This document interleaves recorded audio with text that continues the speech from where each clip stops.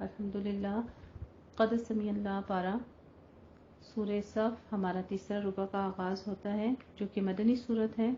اس کے 2 ہی رکوع ہیں اور 14 آیات ہیں. بسم اللہ الرحمن الرحیم. سبح للہ ما فی السماوات وما فی الارض وهو العزیز الحکیم. یا ایہا الذین آمنوا لم تقولون ما لا تفعلون. اللہ کی تسبیح کرتی ہے جو چیز آسمانوں میں اور جو زمین میں ہے، اور وہ بڑا زبردست خوب حکمت والا ہے. سبحان اللہ. اللہ سبحانہ و تعالیٰ کے خوبصورت نام و صفات العزیز الحکیم بیان کیے جا رہے ہیں. اے ایمان والو، تم وہ بات کیوں کہتے ہو جو تم کرتے نہیں؟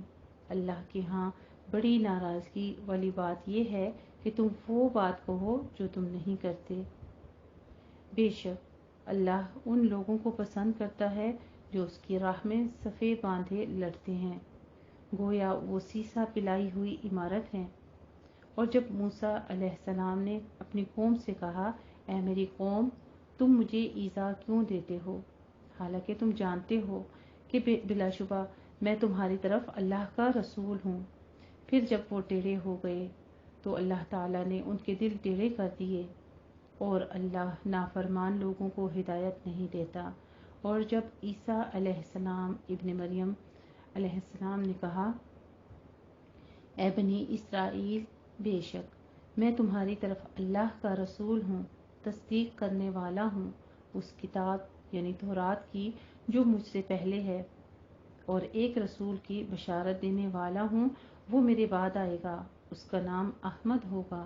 پھر جب وہ رسول اس کے پاس کھلی نشانیوں کے ساتھ آیا تو وہ بولے، یہ تو کھلا جادو ہے، اور اس شخص سے زیادہ ظالم کون ہے جو اللہ پر جھوٹ گڑے، حالانکہ اسے اسلام کی طرف بلایا جاتا ہے، اور اللہ ظالم لوگوں کو ہدایت نہیں دیتا.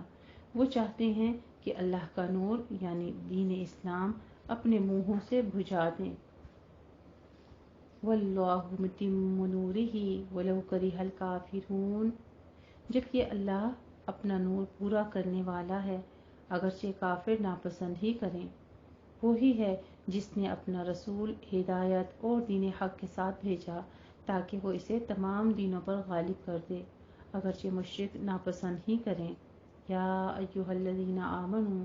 پھر ایمان والوں سے خطاب کر کے اللہ سبحانہ و تعالیٰ فرماتے ہیں، اے ایمان والو، کیا میں تمہیں ایسی تجارت بتاؤں جو تمہیں دردناک عذاب سے نجات دے؟ تم اللہ اور اس کے رسول پر ایمان لاؤ اور اللہ کی راہ میں جہاد کرو اپنے مالوں اور اپنی جانوں کے ساتھ. یہ تمہارے لیے بہت بہتر ہے اگر تم علم رکھتے ہو. یغفر لکم ذنوبکم. اللہ کی راہ میں مال خرچ کرنے کا فائدہ کیا ہوگا؟ اب آگے وہ بتا رہے ہیں، وہ اللہ تمہارے گناہ بخش دے گا اور تمہیں ایسی جنتوں میں داخل کرے گا جن کے نیچے نہریں جاری ہوں گی، اور پاکیزہ محلات میں جو ہمیشہ رہنے والی جنتوں میں ہیں. یہ ہے عظیم کامیابی. یعنی اللہ کی راہ میں دیا، اللہ پر ایمان، اس کے رسول پر ایمان لانے کے بعد صدقہ خیرات کیا اور اس کے بدلے میں اللہ کا چہرہ چاہا، یعنی اللہ کی رضا کے لیے، نہ کہ ریا کے لیے، نہ کسی کے اوپر احسان جتانے کے لیے اور نہ دکھاوے کے لیے. تو ایسا صدقہ خیرات جب قبول ہوتا ہے، جن لوگوں کا ان کے گناہ بخش دیے جاتے ہیں اور ان کے لیے جنت کا وعدہ ہے، اور یہی بڑی کامیابی ہے. وَأُخْرَى تُحِبُّونَهَا. اور ایک اور نعمت جسے تم پسند کرتے ہو، اللہ کی طرف سے مدد اور فتح قریب ہے، اور مومنوں کو بشارت دے دیجئے. یا ایھا الذین آمنوا. پھر ایمان والوں کو خطاب کرتے ہوئے اللہ سبحانہ وتعالیٰ ایک اور حکم دیتے ہیں، تم اللہ کے مددگار ہو جاؤ، جیسے عیسیٰ ابن مریم علیہ السلام نے حواریوں سے کہا تھا، اللہ کی راہ میں میرا مددگار کون ہے؟ حواریوں نے کہا، ہم اللہ کے مددگار ہیں. تو بنی اسرائیل میں سے ایک گروہ ایمان لے آیا اور دوسرے گروہ نے کفر کیا، تو ہم نے ان لوگوں کو جو ایمان لائے ان کے دشمنوں پر قوت دی تو وہی غالب آ گئے. یہ یہود تھے جنہوں نے نبوت عیسیٰ ہی کا انکار نہیں کیا بلکہ ان پر اور ان کی ماں پر بہتان تراشی بھی کی۔ بعض کہتے ہیں کہ یہ اختلاف و تفرق اس وقت ہوا جب حضرت عیسیٰ علیہ السلام کو آسمان پر اٹھا لیا گیا۔ ایک نے کہا کہ عیسیٰ علیہ السلام کی شکل میں اللہ تعالیٰ نے ہی زمین پر ظہور فرمایا تھا، اب وہ پھر آسمان پر چلا گیا ہے۔ یہ فرقہ یعقوبیوں کہلاتا ہے۔ نستوریہ فرقے نے کہا کہ وہ ابن اللہ ہے، نعوذ باللہ، یعنی باپ نے بیٹے کو آسمان پر بلا لیا۔ تیسرے فرقے نے کہا وہ اللہ کے بندے اور رسول تھے، یہی فرقہ صحیح تھا، یعنی نبی کریم صلی اللہ علیہ وآلہ وسلم کو مبعوث فرما کر ہم نے اسی آخری جماعت کی دوسرے باطل گروہوں کے مقابلے میں مدد کی۔ چنانچہ یہ صحیح عقیدے کی حامل جماعت نبی کریم صلی اللہ علیہ وآلہ وسلم پر بھی ایمان لے آئی، اور یوں ہم نے ان کو دلائل کے لحاظ سے بھی سب کافروں پر غلبہ عطا فرمایا اور قوت و سلطنت کے اعتبار سے بھی۔ اس غلبے کا آخری ظہور اس وقت پھر ہوگا جب قیامت کے قریب حضرت عیسیٰ علیہ السلام کا دوبارہ نزول ہوگا، جیسا کہ اس نزول اور غلبے کی صراحت اور احادیث صحیحہ میں تواتر کے ساتھ منقول ہے۔ سورہ نساء میں بھی ذکر ہے اس کے بارے میں۔ الحمدللہ یہاں پر ہماری سورہ صف مکمل ہوتی ہے اور سورہ الجمعہ کا آغاز ہوتا ہے، جو کہ مدنی سورت ہے۔ اس کی 2 ہی رکوع ہیں اور 11 آیات ہیں۔ بسم اللہ الرحمن الرحیم۔ یسبح للہ ما فی السماوات وما فی الارض الملک القدوس العزیز الحکیم۔ اللہ کی تسبیح کرتی ہے جو چیز آسمان میں ہے اور جو کچھ زمین میں ہے۔ وہ بادشاہ ہے نہایت پاک ذات، زبردست، بہت حکمت والا۔ سبحان اللہ۔ اللہ سبحانہ وتعالیٰ کے خوبصورت نام و صفات بیان کیے جا رہے ہیں۔ الملک القدوس العزیز الحکیم۔ نبی کریم صلی اللہ علیہ وآلہ وسلم جمعے کی نماز میں سورہ جمعہ اور سورہ منافقون پڑھا کرتے تھے، اسے صحیح مسلم نے روایت کیا ہے۔ تاہم ان کا جمعے کی رات کو عشاء کی نماز میں پڑھنا صحیح روایت سے ثابت نہیں ہے۔ البتہ ایک ضعیف روایت میں ایسا آتا ہے، الامیین، آگے ذکر آ رہا ہے کہ جو نازل کی گئی ہے نبی امی پر، اس سے مراد عرب ہیں جن کی اکثریت ان پڑھ تھی۔ ان کی خصوصی ذکر کا یہ مطلب نہیں ہے کہ آپ کی رسالت دوسروں کے لیے نہیں تھی، لیکن چونکہ اولین مخاطب وہ تھے اس لیے اللہ کا ان پر زیادہ احسان تھا۔ هو الذی بعث فی الامیین رسولا منہم یتلو علیہم آیاتہ ویزکیہم۔ اب نبی جب ان کے لیے بھیجا تو اس کا مقصد کیا تھا، وہ کیا کرتا تھا؟ یہ مقاصد اللہ سبحانہ وتعالیٰ بتا رہے ہیں کہ وہی ہے جس نے ان پڑھوں میں ایک رسول بھیجا، انہی میں سے وہ اس کی آیات ان پر تلاوت کرتا ہے اور ان کا تزکیہ کرتا ہے، یعنی ان کو گناہوں سے پاک کرتا ہے، ان کو بری زندگی سے نکال کے پاک صاف زندگی کی طرف لے کر آتا ہے اور انہیں کتاب و حکمت کی تعلیم دیتا ہے، اور بلا شبہ اس سے پہلے تو وہ کھلی گمراہی میں پڑے تھے۔ آج ہمارے ساتھ حضرت نبی کریم صلی اللہ علیہ وآلہ وسلم ہمارے پاس موجود نہیں، ہمارے سامنے موجود نہیں، لیکن اللہ کا کتنا بڑا احسان ہے کہ حضرت عائشہ صدیقہ رضی اللہ تعالی عنہا سے پوچھا جاتا تھا کہ آپ صلی اللہ علیہ وآلہ وسلم کا اخلاق کیسا تھا، تو وہ فرماتی ہیں کان خلقہ القرآن، کہ آپ چلتا پھرتا قرآن تھے۔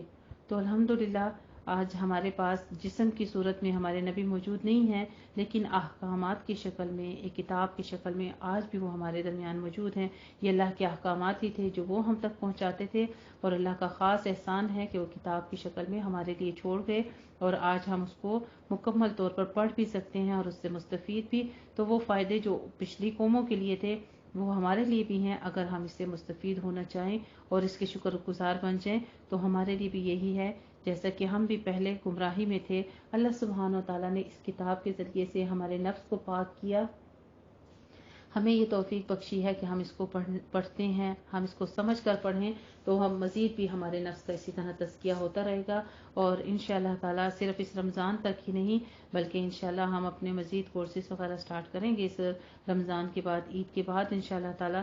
جتنی زندگی ہے اس قرآن کے ساتھ جڑتے رہنا ہے، اس کو بار بار پڑھتے رہنا ہے، آخری سانسوں تک اس پر غور و فکر کرتے رہنا ہے، اس کا تدبر کرتے رہنا ہے، اس کو سمجھ کر اور اس کے ذریعے سے اپنے لیے نجات کے ذریعے نکالنے رہتے ہیں تاکہ ہم جنت الفردوس کا راستہ پالیں اور اللہ سبحانہ و تعالیٰ کے دیدار تک پہنچ سکیں۔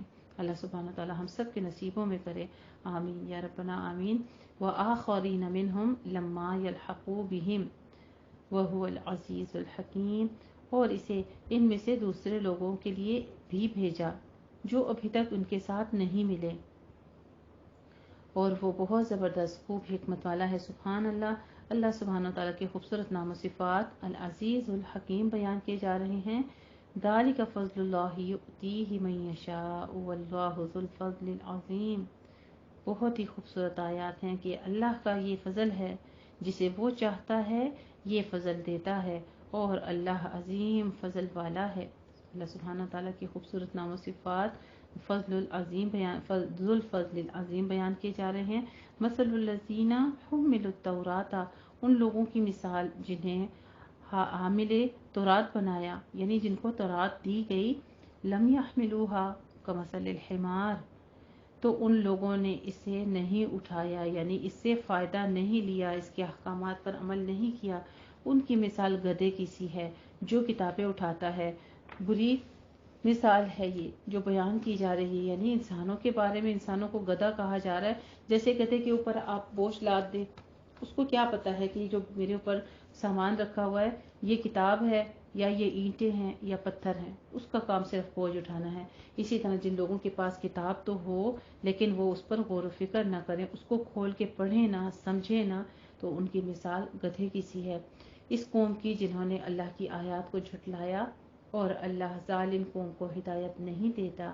اے نبی کریم صلی اللہ علیہ وآلہ وسلم کہہ دیجئے، اے لوگو جو یہودی ہوئے، اگر تم دعویٰ کرتے ہو کہ بے شک تم اللہ کے دوست ہو سب لوگوں کے سوا، تو موت کی تمنا کرو اگر تم سچے ہو۔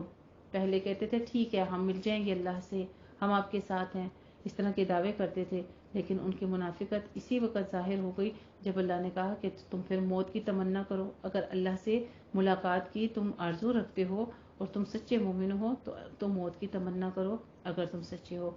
اور وہ یہ بھی کبھی تمنا نہیں کریں گے بوجہ ان کے برے اعمال کے جو وہ اپنے ہاتھوں آگے بھیج چکے ہیں، اور اللہ ظالموں کو خوب جانتا ہے۔ قل ان الموت الذی، کہہ دیجئے بے شک موت جس سے تم فرار ہوتے ہو وہ تو یقیناً تمہیں ملنے والی ہے، پھر تم اس کی طرف لوٹائے جاؤ گے جو غیب اور حاضر کو جاننے والا ہے۔ وَيُنَبِّئُكُم بِمَا كُنتُمْ تَعْمَلُونَ، پھر وہ تمہیں بتائے گا جو تم عمل کرتے تھے۔ یا ایھا الذین آمنوا، پھر مخاطب ایمان اللہ سبحانہ وتعالیٰ ہو کے فرماتے ہیں، اے ایمان والو جب اذان دی جائے نماز کے لیے جمعے کے دن تو تم اللہ کے ذکر کی طرف دوڑو اور خرید و فروخت کرنا چھوڑ دو، یہ تمہارے لیے بہت بہتر ہے اگر تم جانتے ہو۔ پھر جب نماز پوری ہو جائے تو تم زمین میں پھیل جاؤ اور اللہ کا فضل تلاش کرو اور اللہ کو کثرت سے یاد کرو، شاید تم فلاح پا جاؤ۔ اللہ سبحانہ وتعالیٰ نے جمعے کے دن کو خوب فضیلت بخشی ہے، اور اسی لیے حدیث شریف میں بھی ہے، جس سے معلوم ہوا کہ حدیث کے بغیر قرآن کو سمجھنا ممکن نہیں ہے۔ احادیث مبارکہ میں جمعے کو جمعہ اس لیے کہا جاتا ہے کہ اس دن میں اللہ تعالیٰ تمام چیزوں کی تخلیق سے فارغ ہو گئے تھے، یوں تمام مخلوقات کا اس دن اجتماع ہو گیا، یا نماز کے لیے لوگوں کا اجتماع ہوتا ہے، اس بنا پر اسے کہتے ہیں۔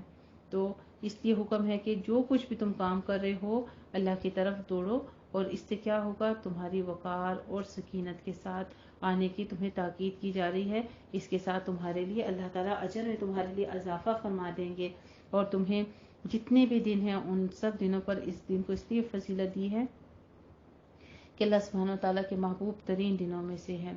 بعض حضرات نے وزر البیع یہاں پر خرید و فروخت کو کے بارے میں کہا کہ اس کو چھوڑ دو، اس سے استدلال کیا ہے کہ جمعہ صرف شہروں میں فرض ہے، اہل دیہات پر نہیں، کیونکہ کاروبار اور خرید و فروخت شہروں میں ہی ہوتا ہے، دیہاتیوں پر نہیں۔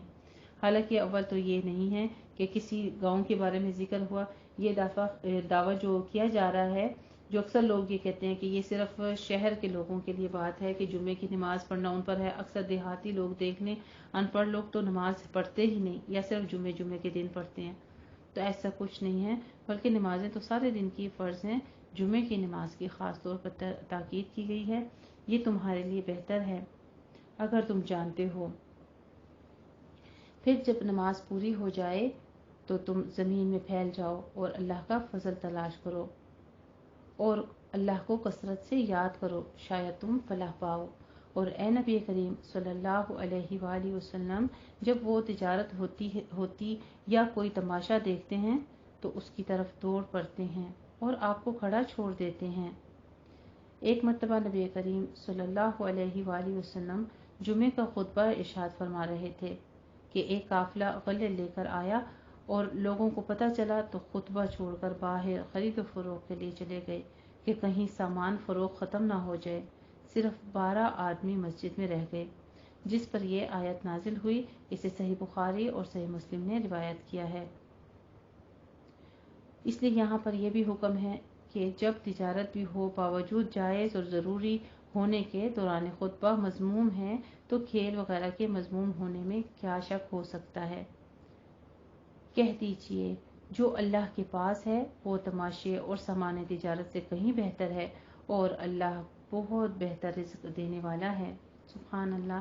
اللہ سبحانہ وتعالیٰ کی صفت بیان کی جا رہی ہے، واللہ خیر الرازقین۔ الحمدللہ، یہاں پر ہماری سورہ جمعہ مکمل ہوتی ہے اور سورہ منافقون کا آغاز ہوتا ہے، جو کہ مدنی سورت ہے۔ اس کے 2 ہی رکوع ہیں اور 11 آیات ہیں۔ بسم اللہ الرحمن الرحیم۔ اذا جاءك المنافقون قالوا نشهد انك لرسول الله والله يعلم انك لرسوله والله يشهد ان المنافقين لكاذبون۔ اے نبی کریم صلی اللہ علیہ وآلہ وسلم، جب منافق آپ کے پاس آتے ہیں تو وہ کہتے ہیں ہم شہادت دیتے ہیں کہ بے شک آپ اللہ کے رسول ہیں، اور اللہ جانتا ہے کہ بے شک آپ اس کے رسول ہیں، اور اللہ شہادت دیتا ہے کہ یقیناً منافق البتہ جھوٹے ہیں۔ انہوں نے اپنی قسموں کو ڈھال بنا لیا، پھر وہ لوگوں کو اللہ کی راہ سے روکتے ہیں۔ بے شک برا ہے جو وہ عمل کرتے ہیں۔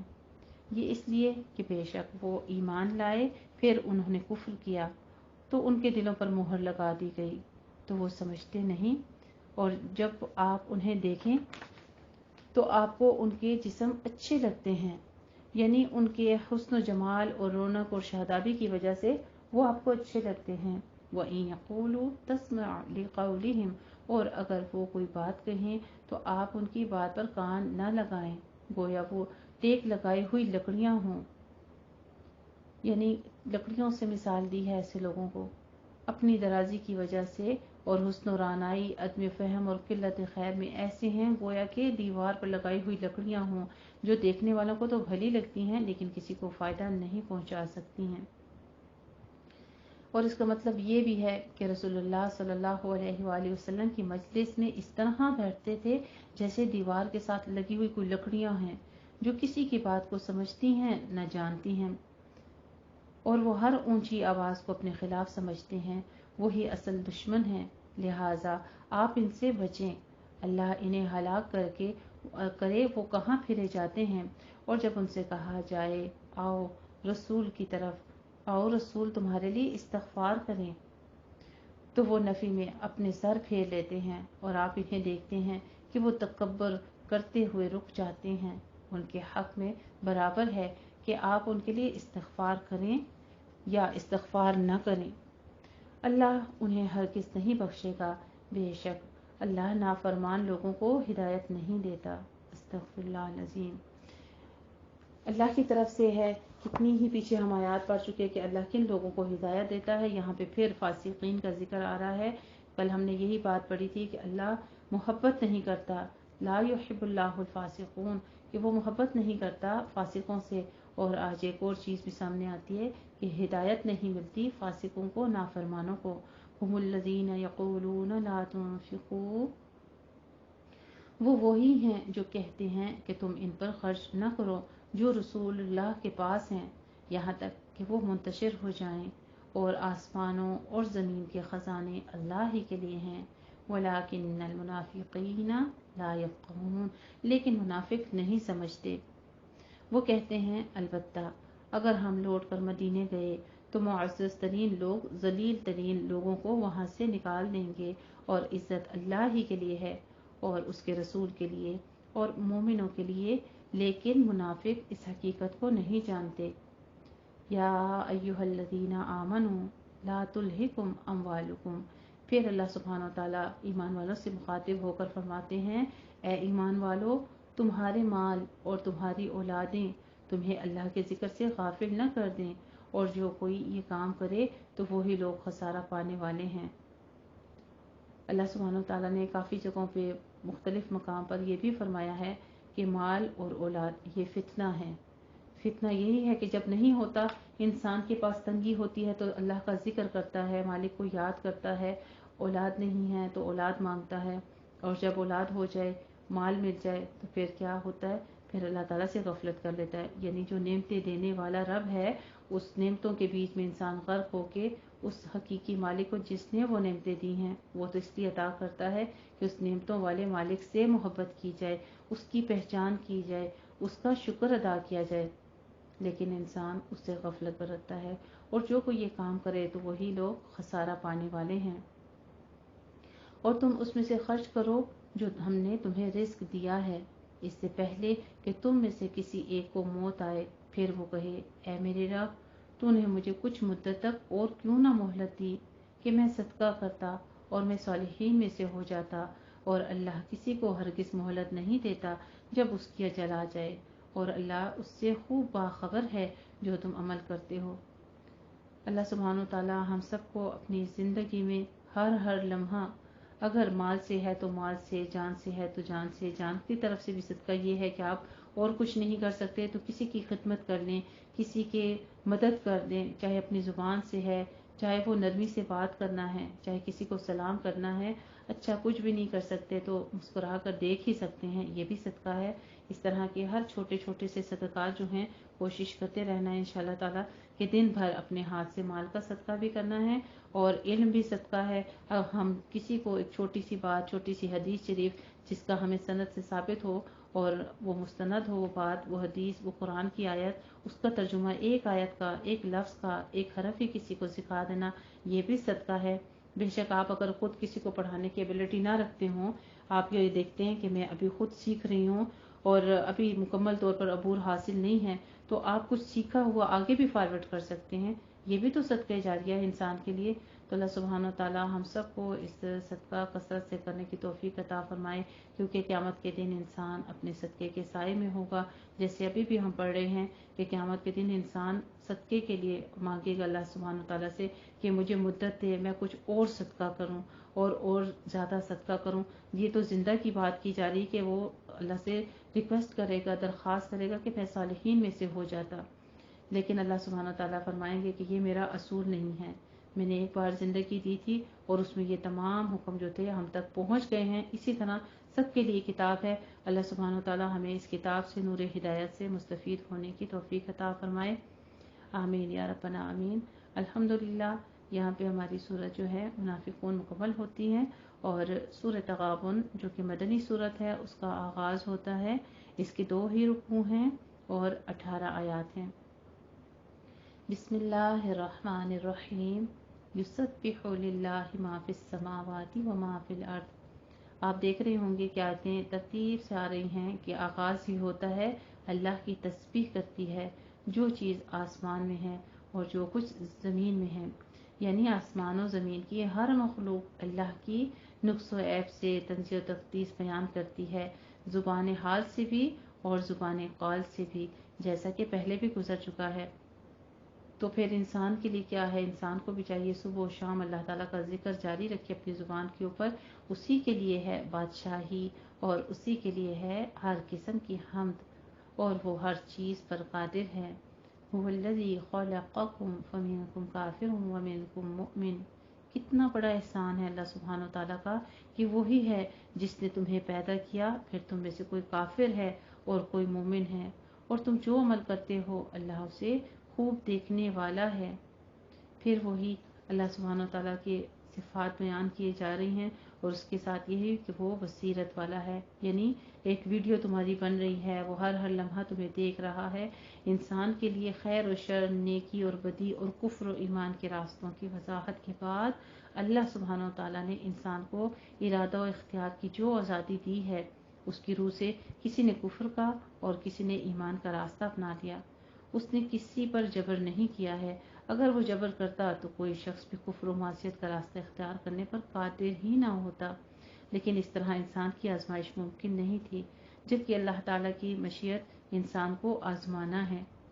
جتنی بھی زندگی دی ہے اللہ سبحانہ تعالیٰ ایک اور جگہ پہ فرماتے ہیں سورہ ملک میں کہ وہ اللہ ہے جس نے موت و حیات کو پیدا کیا تاکہ تمہیں آزمائے، تم میں سے کون اچھے عمل کرتا ہے.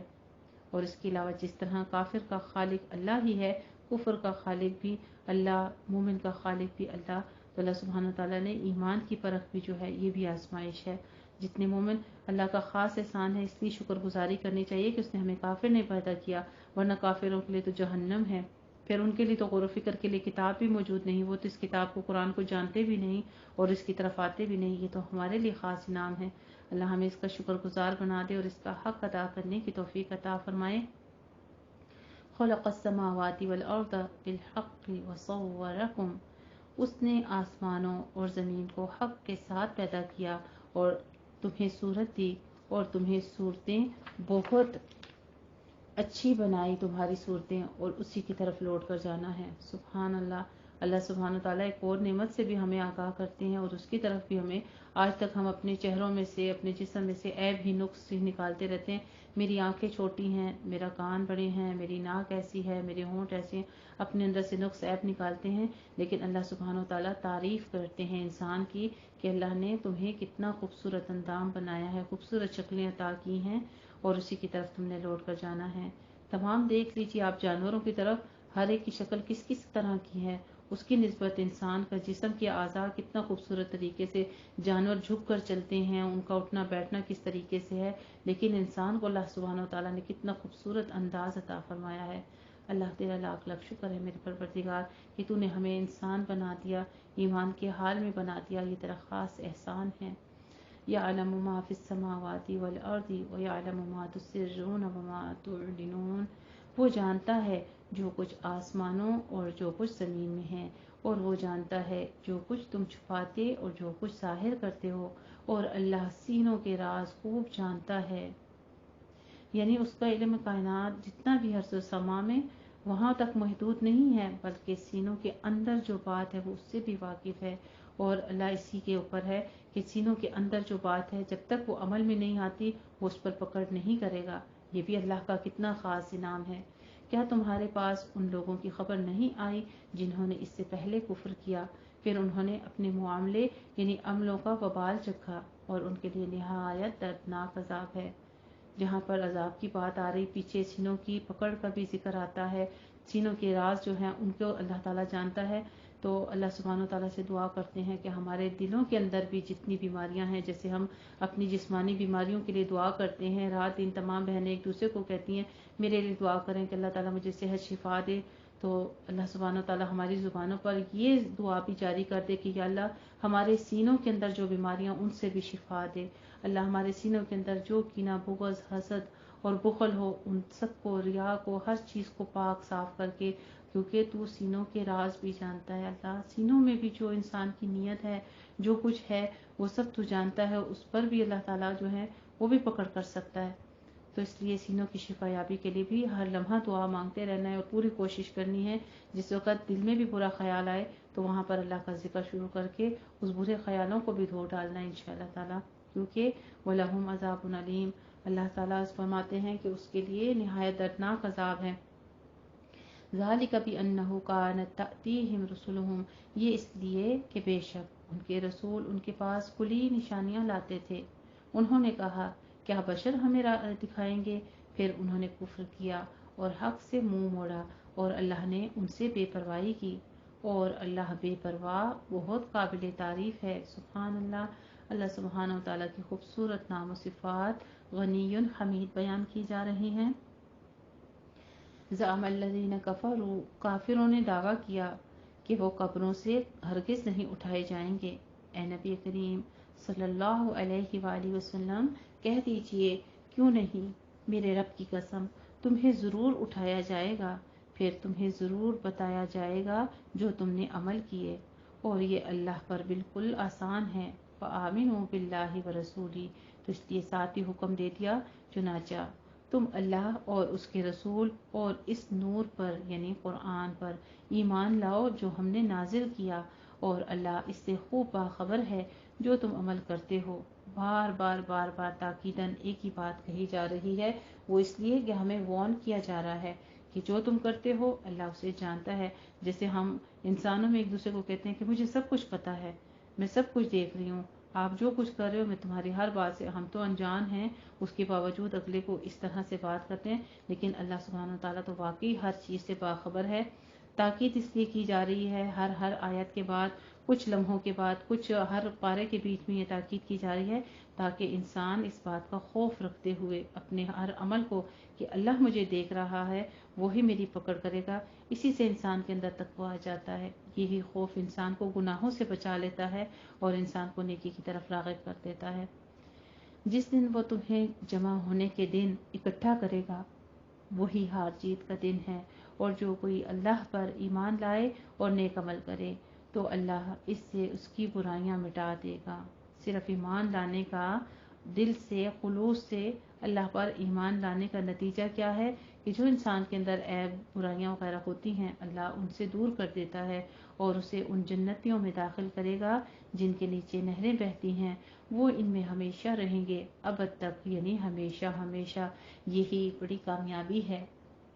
اور جن لوگوں نے کفر کیا اور ہماری آیات جھٹلائیں وہی دوزخ والے ہیں، وہ اس میں ہمیشہ رہیں گے، اور وہ برا ٹھکانہ ہے۔ جو مصیبت بھی آتی ہے وہ اللہ ہی کے حکم سے آتی ہے، اور جو کوئی اللہ پر ایمان لائے تو وہ اس کے دل کو ہدایت نہیں دیتا، اور اللہ ہر چیز کو خوب جاننے والا ہے۔ اور تم اللہ کی اطاعت کرو اور اس کی رسول کی اطاعت کرو، پھر اگر تم حق سے منہ موڑو تو ہمارے رسول کا کام بس کھول کر پہنچا دینا ہے۔ اللہ وہ ہے جو اس کے سوا کسی کی عبادت نہیں، وہ معبود برحق ہے، اور بس لازم ہے کہ مومن اللہ ہی پر توکل کریں۔